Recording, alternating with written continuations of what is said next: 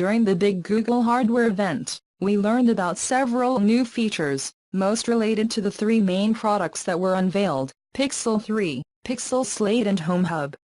Google thought it might be a good time to review some of the new features that come to Assistant on Pixel phones. This feature basically stole the program when it was demonstrated in the Pixel 3, but it will also reach the first and second generation Pixels in November.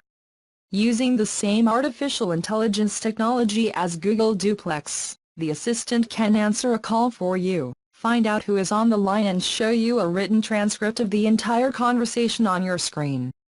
This allows you to pick up the phone and hold the conversation or hang up in the case of an unwanted or annoying caller. It will certainly save you some awkward conversations, but it probably will not solve the problem completely.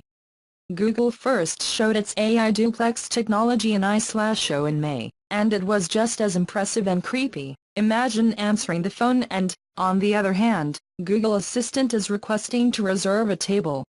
In the Pixel 3 event, it was announced that this feature would be activated in November, which Google reiterates in today's blog post.